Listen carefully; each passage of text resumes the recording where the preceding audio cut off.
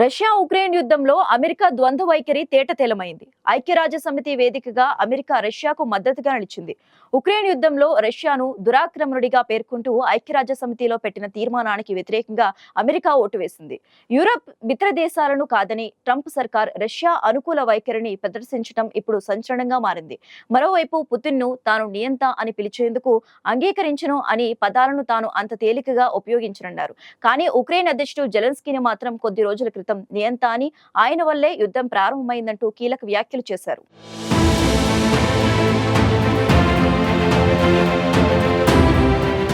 Russia Ukraine యుద్ధంలో ఇప్పటి వరకు రష్యాకు అండగా ఉన్న అమెరికా తన ద్వంద్వ వైఖరిని బయటపెట్టింది. బైడెన్ హయాంలో అమెరికా ప్రభుత్వం ఉక్రెయిన్కు మద్దతుగా నిలిచింది. కానీ ట్రంప్ సర్కార్ అందుకు భిన్నంగా వ్యవహరిస్తున్న ఉదంతం తాజాగా యుఎన్ సాక్షిగా బయటపడింది.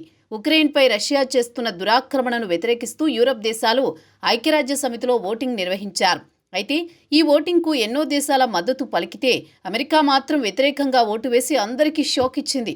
యుద్ధం మొదలు కావడానికి ఉక్రెయిన్ అధ్యక్షుడు జెలెన్స్కీ మొండి వైఖరే కారణమని పదే పదే ట్రంప్ చెబుతూ వస్తున్నారు. తాజాగా ఈ ఓటింగ్లో ధరణి మరోసారి స్పష్టం చేసింది. యుద్ధానికి తక్షణం ముగింపు పలకాలని, రష్యా సేనలు వెంటనే ఆక్రమణ భూభాగాల నుంచి వెనుతిరగాలని పలు డిమాండ్లతో ఐరాసాలో 3 తీర్మానాలను పలు సభ్యదేశాలు ప్రతిపాదించాయి. ఒక బిల్లులో రష్యాను ఆక్రమణదారుగా పేర్కొన్నారు. అయితే రష్యాను ఆక్రమణదారుగా పేర్కొనడానికి సమర్థించబోనని అమెరికా తేల్చి చెప్పింది. అసలు ఈ యుద్ధంలో రష్యా తప్పే లేదన్నట్టు ప్రవర్తిస్తూ ఓటింగ్ వేళ తీర్మానానికి వ్యతిరేకంగా ఓటేసింది. యూరప్ మిత్ర దేశాలను కాదని ట్రంప్ సర్కార్ రష్యా అనుకూల వైఖరితో ముందుకు వెళ్లడం ఇప్పుడు యూరప్ దేశాల్లో చర్చనీయాంశమైంది.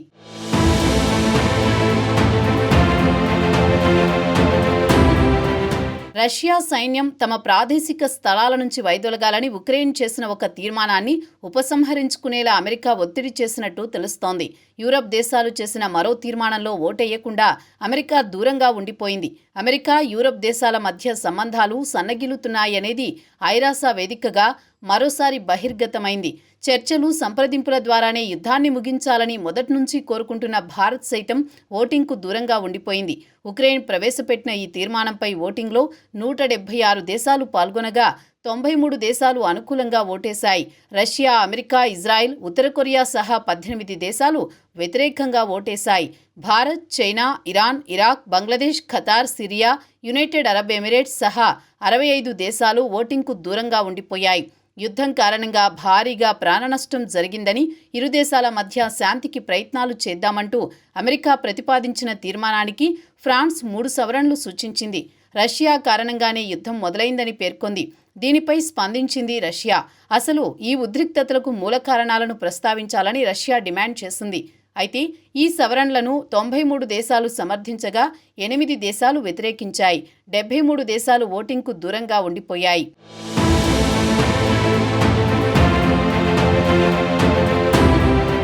ఇదిలా ఉండగా ఉక్రెయిన్ అధ్యక్షుడు జెలెన్స్కీని నియంత అంటూ సంబోధించిన ట్రంప్ రష్యా అధ్యక్షుడిని నియంత అనేందుకు మాత్రం నిరాకరించారు. ఫ్రాన్స్ అధ్యక్షుడు ఇమాన్యుయల్ మాక్రాన్తో ట్రంప్ భేటీ అయ్యారు.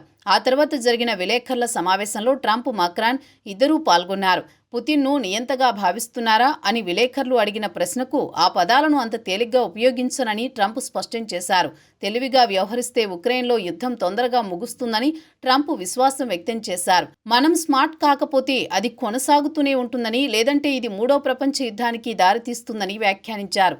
శాంతి ఒప్పందంలో భాగంగా ఉక్రెయిన్ భూభాగాన్ని రష్యాకు అప్పగించాల్సి ఉంటుందా అనేది కీలక చర్చనీయాంశమైంది. దీనిపై ట్రంప్ను ప్రశ్నించగా సంప్రదింపులు ఇప్పుడిప్పుడే మొదలవుతున్నాయని, అయితే రష్యా ఆక్రమించిన భూమిని తిరిగి స్వాధీనం చేసుకోవడం అంత తేలికైన విషయం కాదన్నారు. అమెరికా, ఉక్రెయిన్ మధ్య ఖనిజాల ఒప్పందం ఖరారయ్యే అవకాశం ఉందని, ఈ ఒప్పందం సంతకం చేయడానికి త్వరలోనే జెలెన్స్కీ అమెరికా వస్తారని ఆశిస్తున్నానని ట్రంప్ పేర్కొన్నారు. అంగీకరిస్తారని, అతను మరింత యుద్ధాన్ని కోరుకోవడం లేదని ట్రంప్ తెలిపారు. ఇక ఉక్రెయిన్ సార్వభౌమత్వాన్ని పణంగా పెట్టి ఏ శాంతి ఒప్పందం జరగకూడదని మాక్రాన్ స్పష్టం చేశారు. ఏ శాంతి ఒప్పందంలోనైనా భద్రతా హామీలు ఉండాలని, శాంతి అంటే ఉక్రెయిన్ లొంగిపోవడం కాదని మాక్రాన్ హెచ్చరించారు.